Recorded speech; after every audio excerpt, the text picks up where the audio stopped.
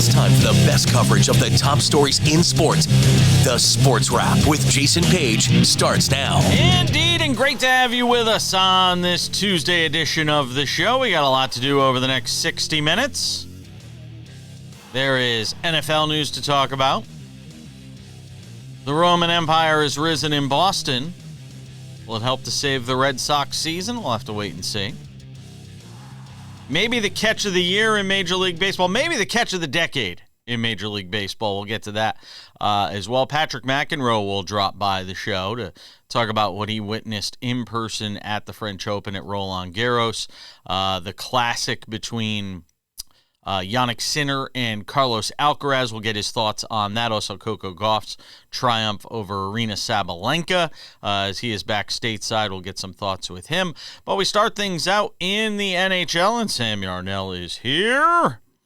All right, Sam. Game 3 Stanley Cup Final, and Florida runs away with it 6-1.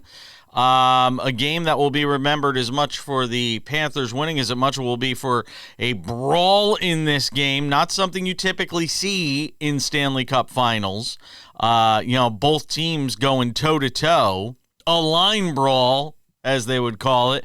So start there for a second before we get to the game, because that isn't something you often see in a Stanley Cup game. No, it's not, but it kind of embodies like the entire series, and it's something you'll only see in a Stanley Cup Final game that involves like the Florida Panthers, and specifically these Florida Panthers. It is the epitome of what makes this Panthers team so successful. They're the only team in the NHL that can make somebody so mad, even in the Stanley Cup Final, over the course of, at that point, 48, 51 minutes of game time, 55 minutes of game time, whatever it was. I don't remember how much time was left when the fight happened. Sue me. But a team that can just rile you up that much over that course of time, to the point where you can't do anything but fight them because you can't score a single goal on them, because all they're doing is flying around the ice and beating you up at literally every single turn. So many takeaways from this game 3, Jason, but the main one is just the Panthers are like the most annoying team in the NHL, and it makes them the best team in the NHL. Yeah, it certainly does, and they get the win to take a 2-1 series lead. I still think it's a long series. We had Dennis Bernstein on the show yesterday, and he and I talked about it. He still thinks it's a lengthy series between these two teams. Nothing has really changed my mind from that. Is there anything though that you see in that game 3 that maybe makes you think this is a shorter series? Yeah, the Stuart Skinner that hadn't shown up for like 7 straight games finally showed up. The guy could not make a single save, to the point where they replaced him with Calvin Pickard in that third period. That was the thing that if you're an Oilers backer going into the series, you were banking on not happening. It seemed like that demon was exercised in the last round, and clearly it wasn't, because it showed its face in Sunrise, Florida last night. Listen, if that's going to be the case, this team is not one that can rely on Calvin Pickard to come back and win 3 games before letting themselves get beaten twice. That to me, the goaltending, when... Well, I don't think they're going back to Pickard for good. I just think that was no, but they might not have a choice, Jason. Like if Stuart Skinner does what he's done in earlier rounds of this very playoffs, they're not going to be it. Like, they don't have enough leash at this point to just say, all right, take another game and try to figure it out. And I know that there's this massive conversation happening in the hockey world this morning about how there's no depth, and you saw nobody around Draisaitl and McDavid last night except for when they line brawled. Well, hang on a second, because I'm not going to say that that's a discredit so much to the depth of the Edmonton Oilers. Did you not see what the Florida Panthers did to literally everybody except for Draisaitl and McDavid last night? If you didn't have a 27 or a 29 or a 96 or a 97 on your jersey last night, you were getting run through the second you touched the puck. They were just getting beat up left and right. And again, I digress to my original point. This Florida team, they just annoy the heck out of you to the point where you can't do anything but square up and fight them. The odds on the series right now, it is Edmonton plus 215 to win the series. It is Florida minus 265. Now, obviously, if the series goes to 3-1, that number will increase. But this might be the best opportunity if you're going to go grab the Oilers, Sam. Yeah, I mean, if you want, I don't know. Last night. That scared you that much. That game scared you that much. It didn't scare me away You're the guy from selling the Oilers. You're the guy selling stock like after one bad day, aren't you? You're that guy. It didn't sell me away from the Oilers. I really think that the Panthers proved their innate ability last night, which I think a lot of me going into this series didn't think would get to the Edmonton Oilers, because the Edmonton Oilers have the best player in this series, and they also have the second best player in this series, and they're looking up, having given away a game at home, and now they're looking up at a 1-2 deficit. It's a tough spot to be mentally. Again, especially going back to this point, it's an even tougher spot to be mentally when every single game, the other team is just flying right in your grill every 30 seconds. Total number of games in the series right now, juice to the under at 6.5. It's minus 184, and total over 6.5 is plus 148, Sam. So it gives you a sense of where Vegas's head is on this. Yeah. Vegas thinks that this series is going to be Florida in 6, it sounds like. And quite frankly, it's hard to disagree with them from the perspective I'm looking at it from right now. But I will say this, Jason, in terms of just outlook generally on the NHL, it seemed, especially after last night, I mean, maybe even last night alone, Sam Bennett may have earned himself $500,000 a year in addition to whatever he was going to get. The guy is flying around out there. He's proved himself a difference maker on a playoff team. And for a guy who's going to be a UFA in about a month, that is huge. This is a Florida team that we Sam need Bennett. to. You should be his agent. I always you should have. be. Yeah, you should be his agent because you've been politicking for him since we started doing this show. You're right, and I do. I think he's a difference maker on this Florida team, but I think that as much as I've, waxed poetic about how unique and special this Florida team is over the course of the last 7.5 minutes, Jason, this is probably the last time we're going to see a team like this together. So for however many games are left in the series, we got to appreciate them. Yeah, you've earned your 10%. There's no question about that. We're coming back. We got more to do. The Roman Empire has risen in Boston. It wasn't enough for the Red Sox last night, but could it help them as they try to get back into things in the AL East in the wild card race? We're talking about it on a Tuesday Sports Wrap.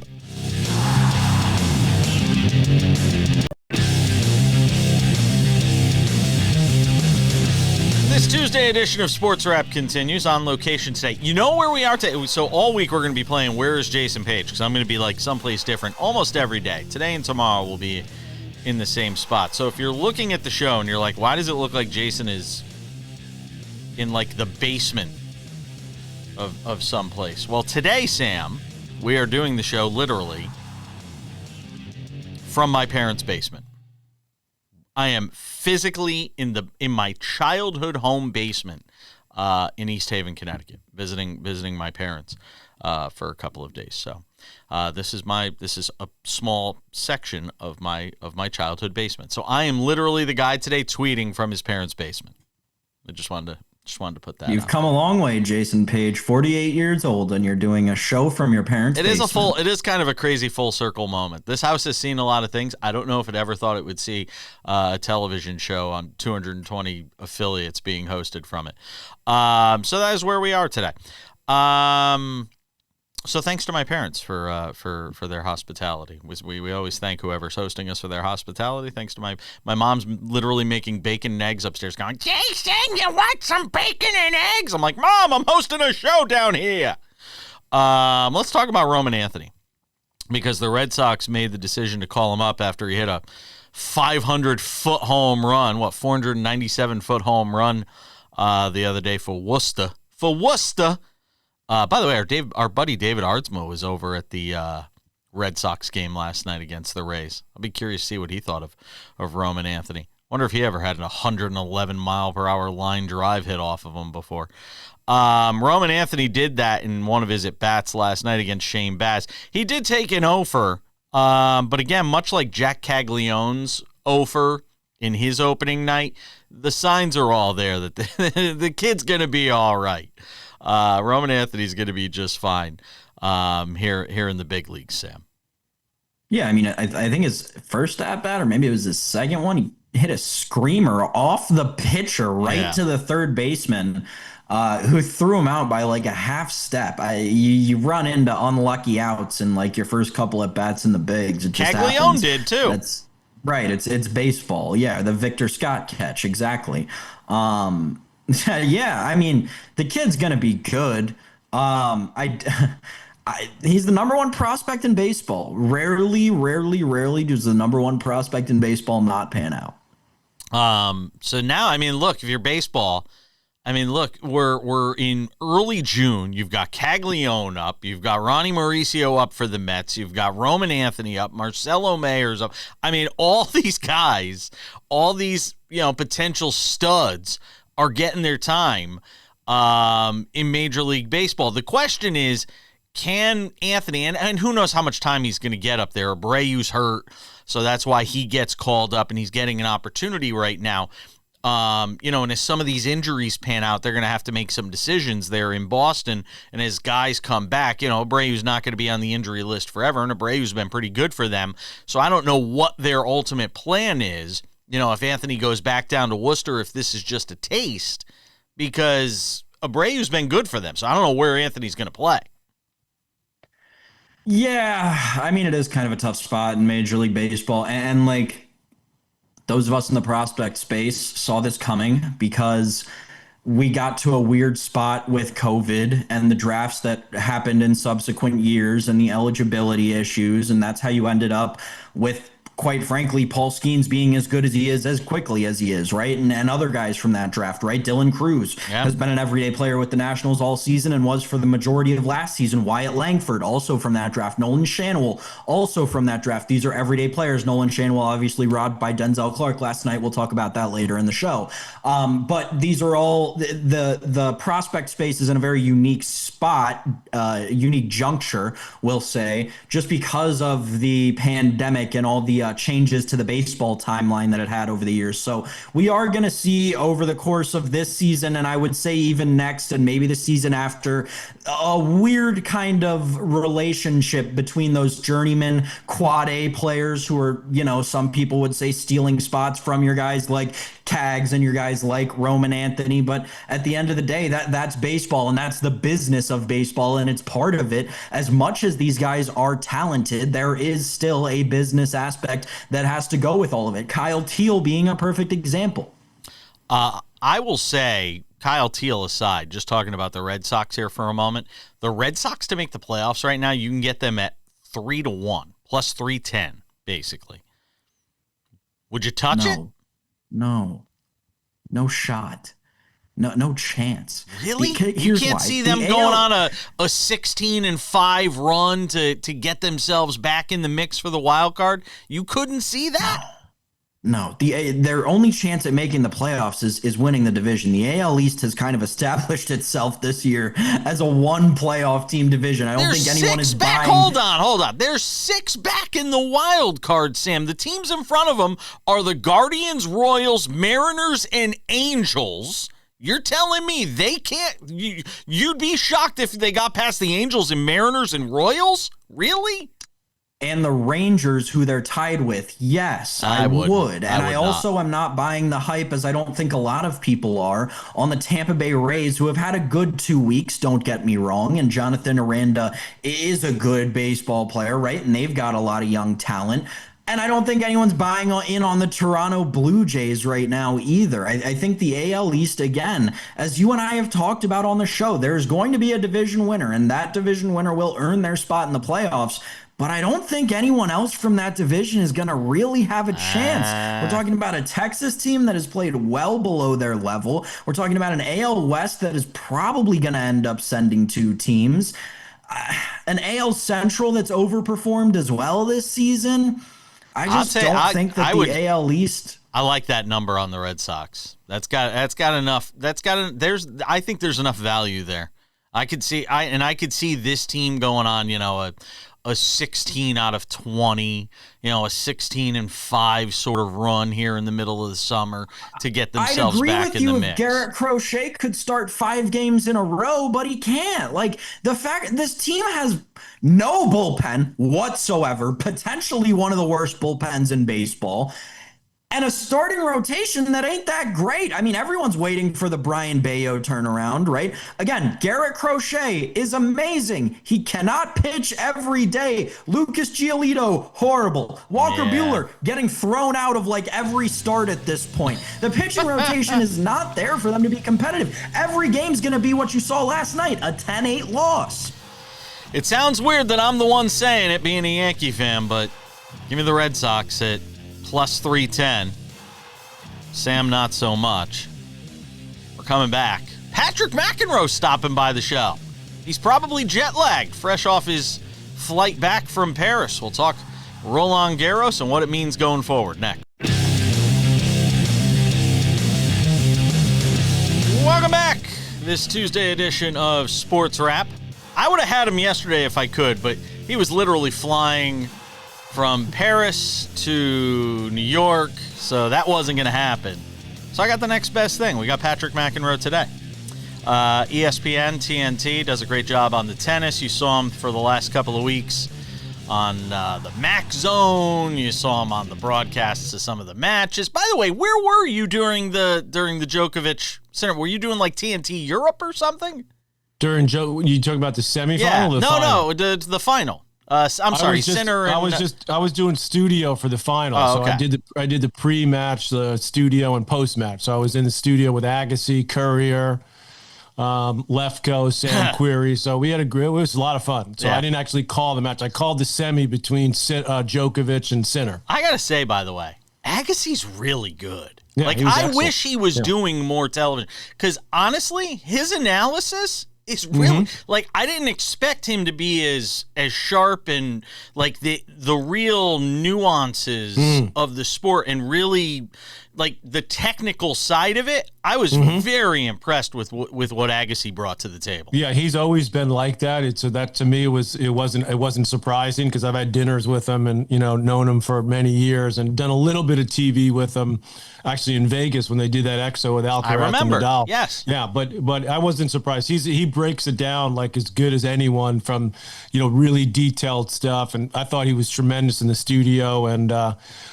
He was a breath of fresh air, so it was awesome to have him part of the team. So let me ask you something. Now that you've had a chance to sort of marinate in it for a couple of days, is it as great as you thought it was 2 days ago? Is it better? Is it the same?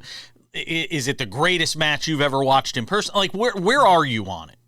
To me, it's right in the top 5, of the matches I've seen in my years of broadcasting and being a player, being a brother. One of them was my brother and Borg in '80 Wimbledon final, which Borg won.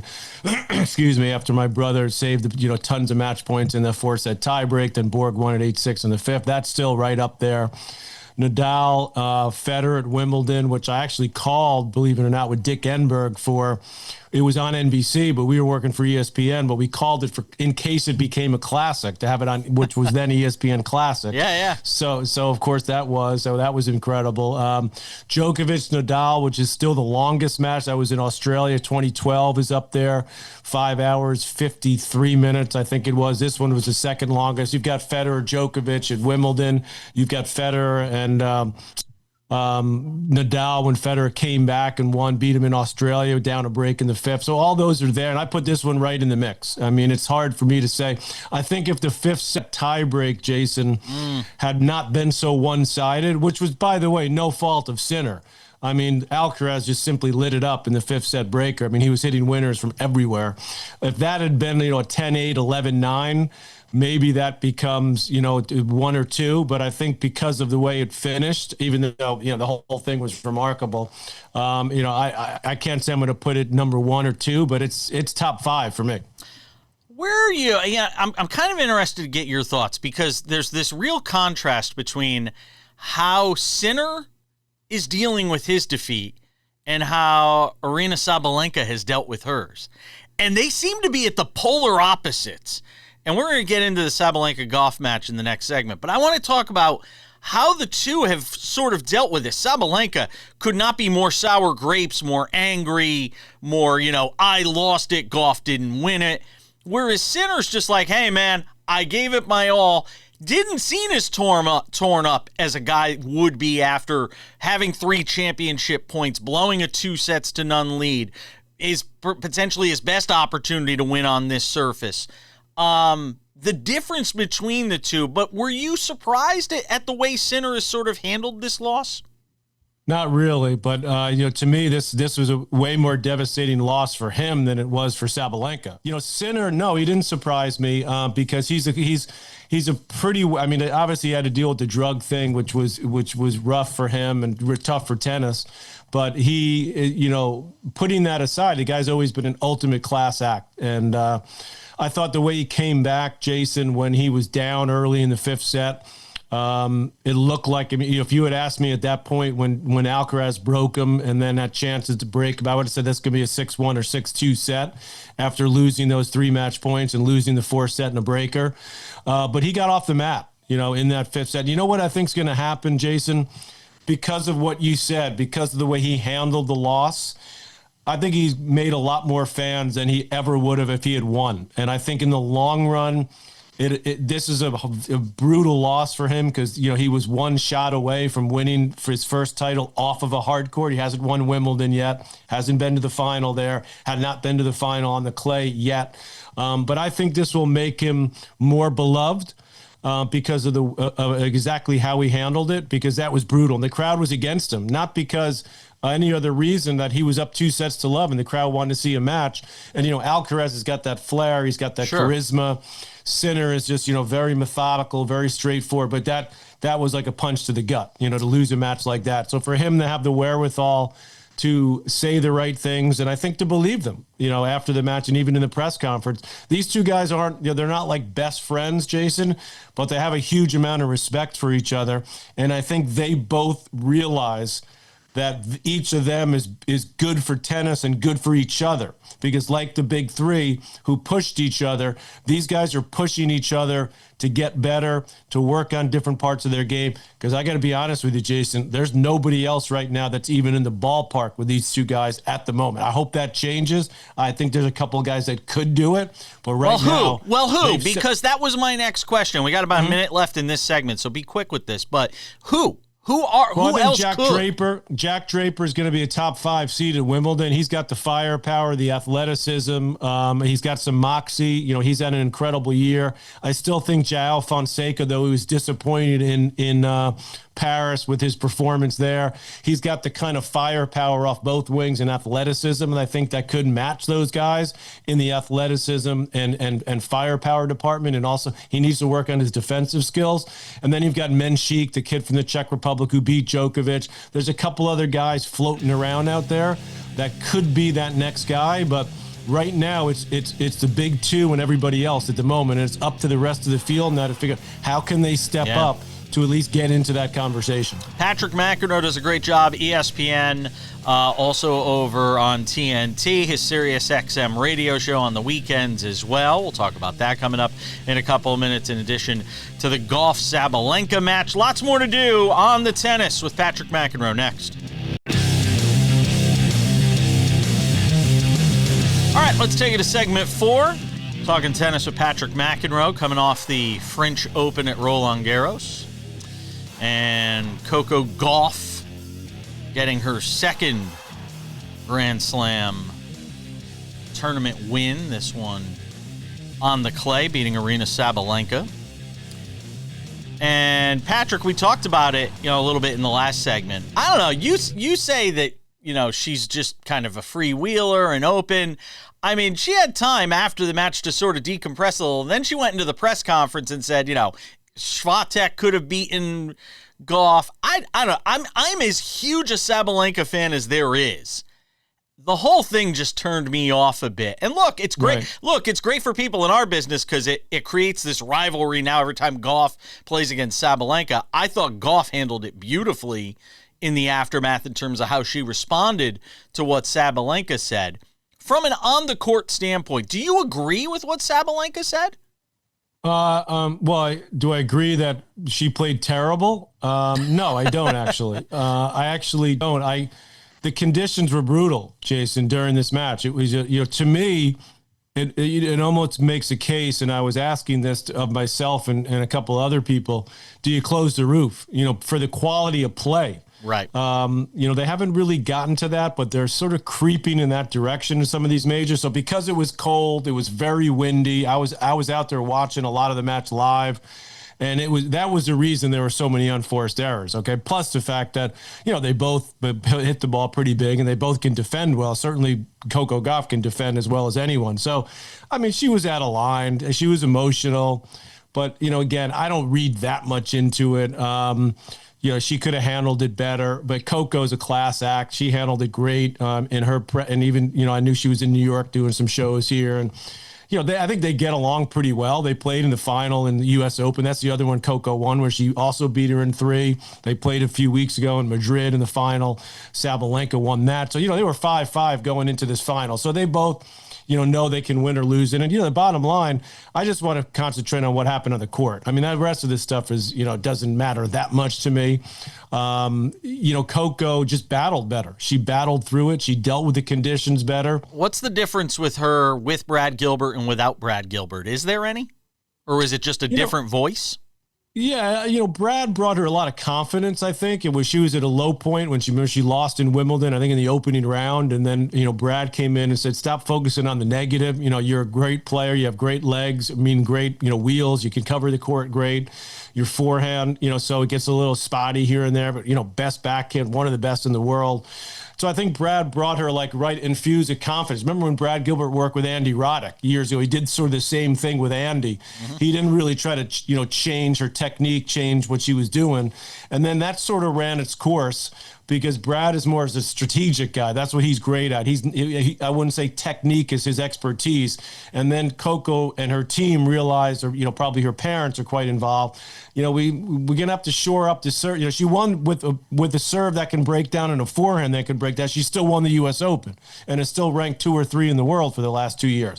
But, she cleaned up the forehand. She brought in a team that focused a little more on the technique. The serve is still comes and goes, but it's better. It's more solid. But I just think, she is an awesome competitor at her heart. And even though, this was the first tournament she won of the year, Jason. First, she's final, semi. She's super consistent. And I don't think that she's losing in those finals because she gets tight, because she's got some technical flaws in her game, but those are getting better. But the reason she's ranked number 2, even despite having not won a tournament for a while, is because she's so consistent and rock solid. And that's what got her the win in the championship match in Paris. Last one, back to the men's side real quick. Is this the last run for Djokovic? Like, if he doesn't do well at Wimbledon, could you see him saying, you know what, I've left the sport in a better place than it was when I got here. We've got Sinner and Alcaraz who are ready to sort of take over the sport. I have to think there's a part of him that's watching what happens in that match on Sunday and saying, you know what, as good as he still is, mm-hmm. he can compete with those guys, but can he really beat those guys? And I think we know the answer at this point. I think that's a great point. I don't think he is worried. He likes the fact that tennis is in good hands. He'll say that for sure. I think what's more driving his decision is what you said in the latter part of your statement, the reality that he probably can't beat them in a best of 5 in a big spot. He emptied the bucket. Yeah, Jason, he didn't play bad in that match. Didn't play bad. He had chances to win sets 2, set 3. But did you ever feel that he could win the match? I never did. And I think he's felt that. And I think that's why when he walked off the court on after that semifinal loss to Sinner, he stopped. He put his bags down. He kissed the clay, because I think, to your point, I think Wimbledon is his best shot. And I think if he doesn't win it, I'm okay. If he loses an epic in 5, maybe that convinces him. But if he plays Sinner or Alcaraz and he loses 3, 4, and 5, yeah. I don't see it, because I don't think he's going to stick around to be even 3 in the world. Which, to your point, he's legitimately the third best player in the world right now. He beat Jaire easily, routinely in 4 sets. Yep. So I think that's the reality, but I think Wimbledon, because of the surface, because there's not that many guys that are comfortable on grass, that's his best shot. And I think the way he played in Paris will give him confidence that he can be a factor and maybe squeak out one more. But I think he's going to need a little help. I don't think he can go through both guys to get the win. Maybe one. I agree. He's definitely going to need some help. Patrick McEnroe, he does a great job. Sirius XM radio on the weekends. That's right, 7 a.m., but you can get it anytime. You got the app. You can just watch it, listen to it anytime. There you go. Patrick McEnroe. We'll see you at the next major, my friend. Appreciate you having me on. Patrick McEnroe hanging out with us on the show. We're coming back. We got some NFL to get to next.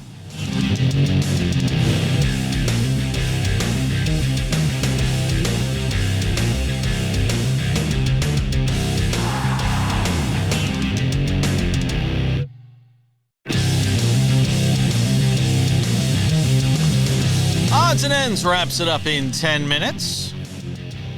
Sports Wrap coming to you from East Haven, Connecticut. I'm literally doing the show from my childhood home for a couple of days as I'm visiting family. I was here for a wedding, some business meetings. So, we are on the East Coast this week. Sam and I are in the same time zone for a change, which is kind of nice. It's kind of unusual. So Sam, I got some NFL I want to talk to you about. Kirk Cousins gonna report to minicamp, it sounds like, and I'm guessing at this point, if I'm the Falcons, and frankly, if you're Cousins, I think you're okay with this. The idea probably is to do what we said Aaron Rodgers should do, which was wait around, see if somebody gets hurt, and then you've got a chip to potentially trade. And be able to make some sort of deal, even if you're going to have to pick up some of the salary if you're the Falcons.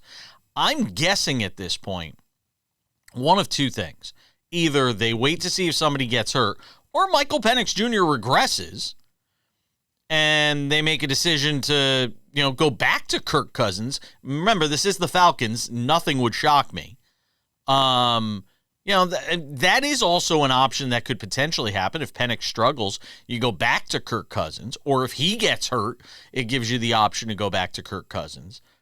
But clearly, they're not in any rush to do anything with Kirk Cousins right now. Yeah, I think that this is also a part of the NFL media cycle, right? Because it's June. It's not like he's missing out on a ton. And, especially with the trade candidates we talk about, right? He's most likely going somewhere where there's an offensive coordinator and an offensive scheme that he's at least somewhat comfortable and familiar with. So I don't expect Kirk Cousins to start the season with the Atlanta Falcons. I think that a lot of people in the NFL are kind of in that same boat. It seems like he's going to find himself a suitor and then come to the Falcons with that rather than the other way around. And that's kind of how the Falcons seem to want it to play out. So that's fine. I don't know. Again, it does feel from a Falcons perspective like a little bit of a reach to do what they did to go to Michael Penix late in the year and then kind of just be like, all right, well, the guy coming back off the torn Achilles wasn't exactly what we expected him to be the first season he came back off the torn Achilles. So we're just kind of done with it. We got to prove that we were right in making that decision to draft Michael Penix. So we're just going to kind of ride with him. Yeah, it seems pretty inquisitive or pretty puzzling of a scenario if you're the Atlanta Falcons in an offense that finally felt like it was starting to blossom last year.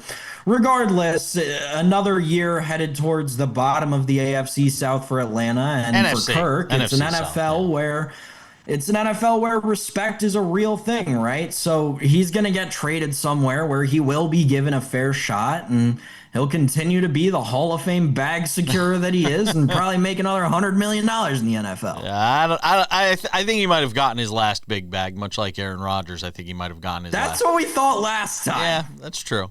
I still think I still think what ultimately winds up happening, as it does every year in this league, somebody gets hurt. Somebody winds up getting hurt. I mentioned the scenario of a the Rams quarterback, Matthew Stafford. How many times does Justin Herbert go down with an injury? Or we've seen Trevor Lawrence go down with an injury, or Dak Prescott goes down with an injury. I mean, we see it time and time again. A contender is going to lose a starting quarterback. We aren't rooting for it. We don't want to see it. But somewhere, somebody's going to go down, and Kirk Cousins just has to keep himself ready for that scenario. Because it will transpire, and he's going to get an opportunity somewhere, Sam. There's no doubt in my mind. He's going to get an opportunity somewhere, as long as the Falcons and whoever fill-in-the-blank team is can make a deal work as far as, who takes what salary and what the Falcons get in return, if anything. Yeah, but the Falcons, unfortunately, again, is kind of just a detriment to the organization, and just another example of how the Falcons completely dropped the ball with this entire thing. They're in a horrible negotiating spot. They're not going to get. They'll be lucky to get a bag of footballs for Kirk Cousins because they overplayed their hand like to the max. They put all their cards out on the table and they had nothing. So yeah, it's just funny. I know, I get it. I get what you're saying. Let me get to Jaire Alexander, because I don't know about you. I was kind of surprised that it got to the point where they just said, you know what, we're going to throw up our hands and we're just going to let him go. Yeah. I mean, so in talking to people around, or I guess I should say familiar with the Packers and their front office after this move, I don't understand it either. It seems like he wanted a new contract. Yeah. The Packers wanted to give him a new contract, but the two numbers were different to the point where they continued negotiations beyond June 1st and then designated him as a post-June 1st cut. Now, again, NFL contracts, like notoriously one of the most complicated in the NFL salary cap, one of the most complicated to manipulate and maneuver around ever, right? That's why people get paid literally millions of dollars to do it every year. I think that they ended up owing him more money because they cut him when they did rather than 5 days earlier, which is just another questionable thing. Now, from an on-the-field perspective, you're a Packers team that doesn't have a cornerback one in the best wide receiver division in football. Head scratcher. Yeah. Every which way. Well, he's also been injury prone, and I think that may have played some into why this contract stalemate was what it was. It was something team president Mark Murphy actually made reference to in his comments after this whole thing fell apart yesterday. All right, we're coming back. Odds and ends. Some baseball talk next. All right, just about time to put the wraps on this baby. From my childhood home, if you're looking at the background and saying, that does not look like the Las Vegas studio, it is not.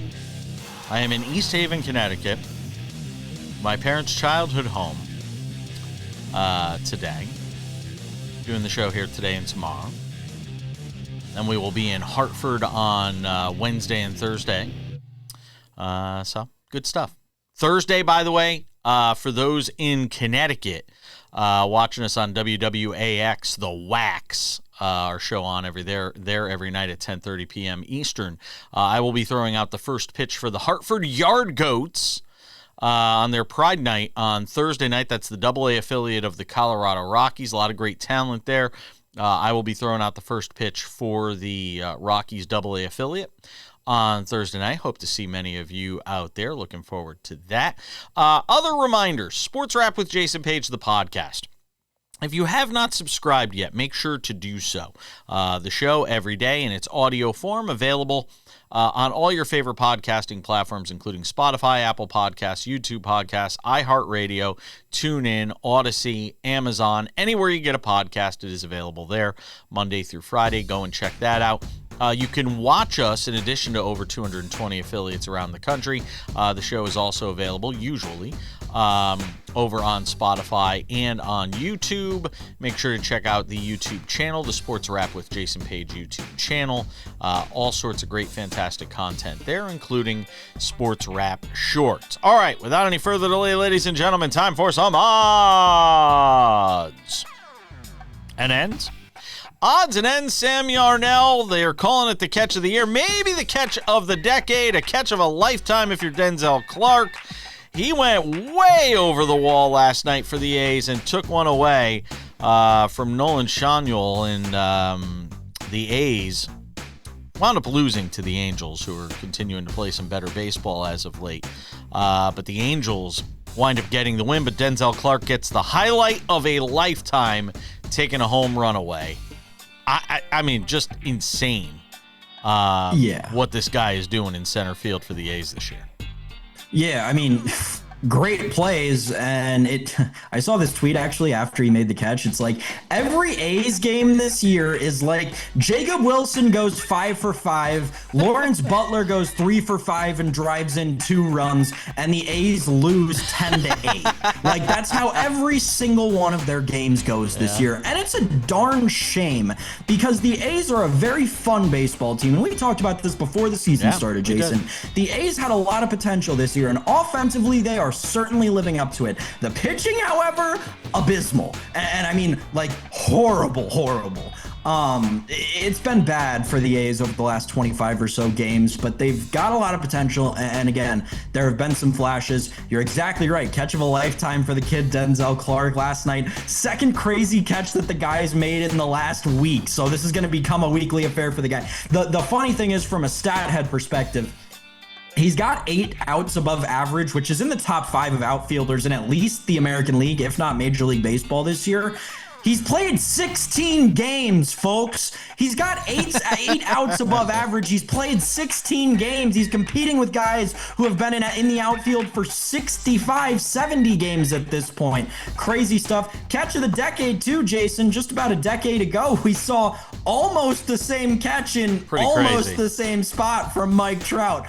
Truly incredible stuff from Denzel Clark last night. Another one of those crazy things that you see in baseball where, like, 10 years ago, history repeating itself. All right, College World Series, Sam. I'll give you your moment because I know you love any opportunity you can get to talk about the College Baseball World Series. So go ahead, talk about Murray State and this amazing magical run that they're on, and they're going to the College Baseball World Series for the first time. They're headed to Omaha. How can you not love Cinderella, Jason Page, the 4th number 4 regional seed ever to make it to the College World Series? For those of you who need a comparison, that's essentially one of the bottom 16 of the round of 64, right? So you're talking your what is that? Your 12 through 16 seeds. That's a 12 through a 16 seed in the NCAA men's tournament, making it to the Elite 8, which is Omaha. It's truly a great story. This Murray State team, the Racers, they are a lot of fun to watch, a lot of offense in that lineup, and credit to their manager, Dan Skirka. Awesome guy, always keeps his son around the team, which I think is really cool and a cool aspect of college baseball that you can't find really in the pros. And it was so cool to watch that game last night. Really great game, close ending, but Murray State pulled it out, and I'm excited to watch the Racers in Omaha. That makes one of us. A couple of quick NFL notes on our way out the door. Watt, that being TJ Watt, not attending Steelers minicamp. Hey, but Aaron Rodgers will be there. And Terry McLaurin is going to skip minicamp as well, Sam. Just a couple of the quick McLaurin NFL thing is to be expected. He's been mad at their whole front office contract situation for like the last couple months since they were really good last year. I understand it. He's been there since they were horrible. He endured a lot of stuff. The TJ Watt thing is dangerous, man. If they lose him or make him angry enough to want to leave, that franchise is so helically wrapped around an inclined plane. Put that in the list of phrases. Jason, they're screwed. Put that in the list of phrases of things I didn't expect to hear today on the show. It's going to do it for us. Thanks to Patrick McEnroe. Thanks to you, Sam Yarnell. I'll still be trying to wrap my head around that phrase you just said. We're back with you tomorrow. Kurt Heelan on the show from Indianapolis to preview Game 3 of the NBA Finals. We'll see you then.